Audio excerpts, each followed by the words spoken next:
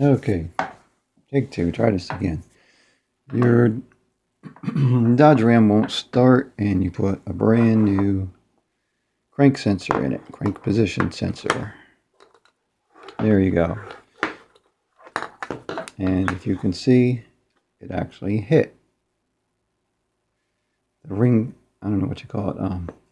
The flywheel, the gaps. It was too close, so we changed all the other electronic parts, and it still wouldn't go. Put a washer in here to raise it up a little bit, and it actually started, wouldn't really rev up, popped, carried on. So we took it out, went to Chrysler and bought a $110 one, which actually started the truck right up and it runs fine. We changed before we knew, as we thought this was good, changed the coil and the distributor pickup and the computer, and nothing. So here's what I want to show you. Two Mopar ones. Seems like the magnetic pole is in the same way, and even on the new one that I bought, it repels. The brand new one from the big box store actually attracts.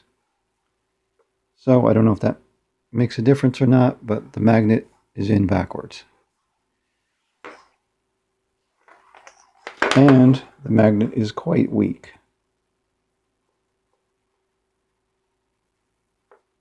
As you can see. Magnet on original Mopars.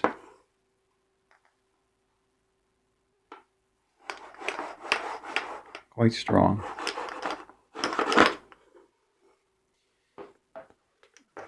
And as I showed you before, match them up lengthwise.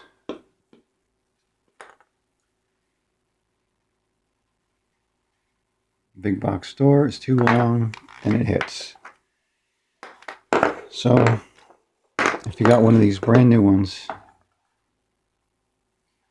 and you think your truck's going to start because, oh, it's brand new, yep, it works fine, there's your problem.